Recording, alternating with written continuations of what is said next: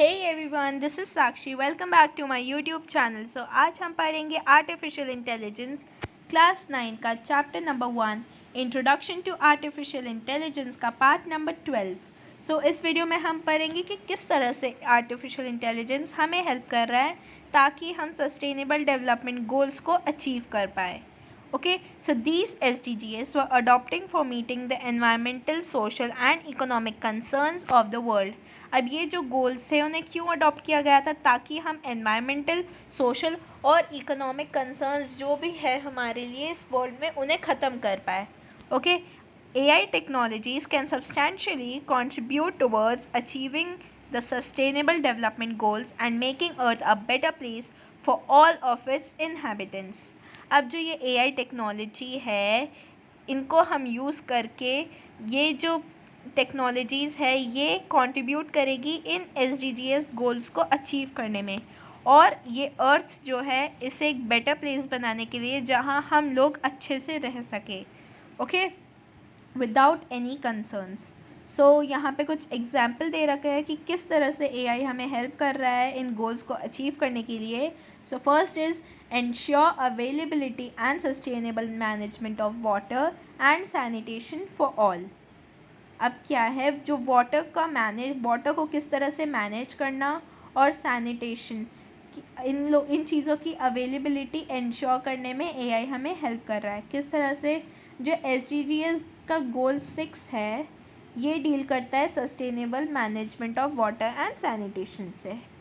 AI based smart water management solutions using smart pipes, soil sensors, smart irrigation management, smart rainwater harvesting, smart water meters, smart water flow control software, etc.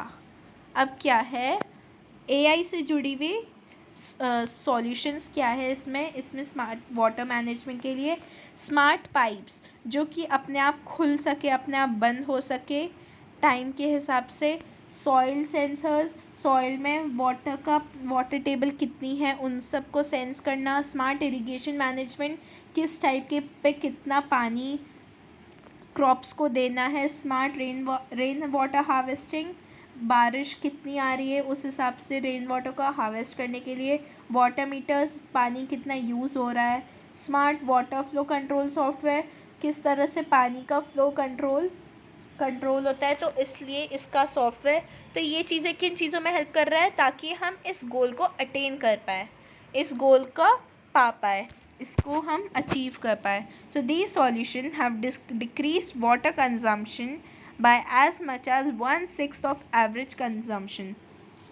अगर ये हम AI system use कर रहे हैं तो normal consumption से 1/6 consumption use हो रहा है, मतलब बहुत सारा वाटर सेव हो रहा है. Next is affordable and clean energy. अब ये जो है ये 7 सस्टेनेबल डेवलपमेंट गोल है. इस एरिया में जो एक्सपर्ट्स हैं ये एक्सपेक्ट कर रहे हैं कि ऐसी AI based smart energy solution हो जो कि स्मार्ट ग्रिड्स, स्मार्ट एप्लीकेंसेस, स्मार्ट चीज़ें, स्मार्ट एनर्जी स्टोरेज, ऐसे स्टोरेजेस जो कि स्मार्ट हो, स्मार्ट मीटर्स जो कि मेंटेन कर पाए कि किस टाइम पे कितनी एनर्जी यूज़ हो रही है. Smart sensors, smart demand regulations की किस तरह से डिमांड हो रही है उस तरह से रेगुलेट कर पाए एनर्जी को ताकि मिनिमम एनर्जी सेव कर पाए, ताकि 1.3 billion MWH megawatt by the year 2030, मतलब 2030 तक हम 1.3 बिलियन मेगावाट सेव कर पाए. Next is sustainable cities and communities. This is the SDG गोल 11. इसका मतलब है डिज़ास्टर मैनेजमेंट. ओके, और इसका बहुत अच्छा एग्जाम्पल है जो कि 2017 के हरिकेन हार्वे में बताया था. इस हरिकेन की मैं स्टोरी बताती हूँ. This hurricane did substantial damage across the Houston area of the United States. The property was damaged, roads were flooded, people had to be relocated, etc. Some roads in Houston were flooded and some other roads were not. This was severely restricting disaster management work. Artificial intelligence use satellite imagery data along with object detection techniques for creating the real-time map of the flooded and non-flooded areas.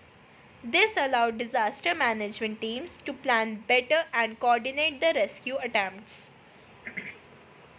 अब United states में एक बार Houston area में एक hurricane आया था, okay, जिसका नाम था हार्वे. ये हुआ था 2017 में. अब तब क्या हुआ था, सारी रोड्स फ्लडेड थी, बहुत सारी प्रॉपर्टी डैमेज थी, लोगों को ढूंढना पड़ रहा था. तो इसमें नॉर्मली एक इंसान तो कहीं फ्लडेड रीजन पे या कहीं नॉन रीचेबल रीजन पे जाके ढूंढ नहीं सकता है. तो एआई से सैटेलाइट इमेजरी डेटा को यूज़ किया गया था, ड्रोन्स यूज़ किए गए थे, ताकि हम लोगों को एटलीस्ट लोकेट कर पाए कि वो ज़िंदा है, ज़िंदा नहीं है, किस तरह फ्लडेड है, किस तरह फ्लडेड नहीं है. एक रियल टाइम मैप क्रिएट करता है, ओके. और इससे मैनेजमेंट टीम्स जो थी उन्हें बेटर तरीके से प्लानिंग कर पाए और वो साथ में कोऑर्डिनेट करके लोगों को रेस्क्यू कर पाए, ओके. सो ये एक बहुत अच्छा एग्जाम्पल था इस AI using the sustainable development goals, okay. Next is responsible consumption and production. The artificial intelligence based systems like smart farm management, smart irrigation, precision agriculture, etc. are helping in achieving sustainable development goal 12 by boosting farm productivity and reducing wastage. अब ये बहुत ज़्यादा simple से बहुत अलग अलग तरीके के एआई सिस्टम्स है जो कि मैनेजमेंट में फार्म्स में हेल्प करते हैं, जैसे स्मार्ट तरह का इरिगेशन, जैसे ड्रिप इरिगेशन, स्प्रिंकलर सिस्टम्स और अलग अलग तरह के प्रिसिशन एग्रीकल्चर. तो इन सब से क्या, जो हमारा सस्टेनेबल डेवलपमेंट गोल 12 है ना, उसको बूस्ट मिलता है, तो उससे वेस्टेज रिड्यूस हो जाता है, okay. Next is climate actions. In the area of Sustainable Development Goal 13, different AI-based solutions are working to reduce the emissions of greenhouse gases responsible for global warming, for reducing pollution, for encouraging the adoption of non-polluting renewable energy resources, etc.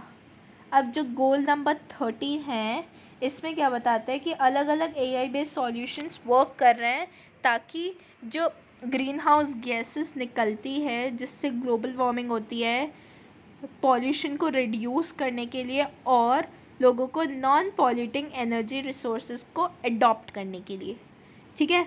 तो ये क्या है, these are the few AI based initiatives which are helping in making the development of the earth sustainable and the life of its inhabitants better.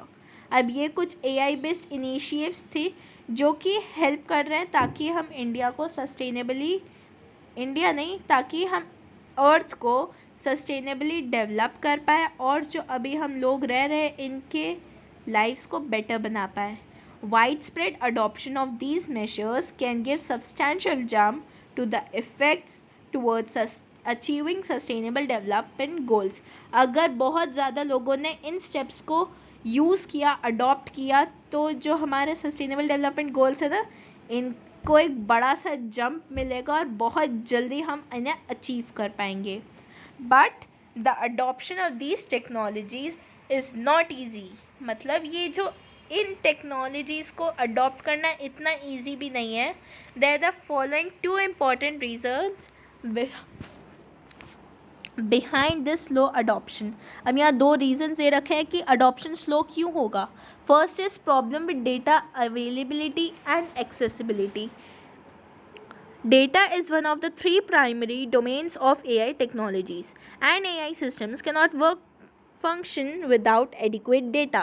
The problem is that the data in the world is not free and easily accessible. To complicate the matter further, the collection and retention of these data can raise serious privacy and ethical concerns. अब सबसे पहले problem है data के लिए, data available और data मिल पाना. Data आप सबको पता है कि एआई का, आर्टिफिशियल इंटेलिजेंस की टेक्नोलॉजी का, एआई सिस्टम्स का एक बहुत ज़्यादा बड़ा पार्ट है. सिस्टम्स इसके बिना काम नहीं कर सकते, ओके, तो प्रॉब्लम ये है कि इस दुनिया में डेटा इतनी इजीली नहीं मिल पाता, लोगों के बारे में इतनी इजीली नहीं पता चलता, क्योंकि उसमें बहुत सारे सीरियस प्राइवेसी और एथिकल कंसर्न्स होते हैं। ओके, अब हम आगे भी देखेंगे। Okay, problems with the availability of talented man power. AI technologies are relatively new technology.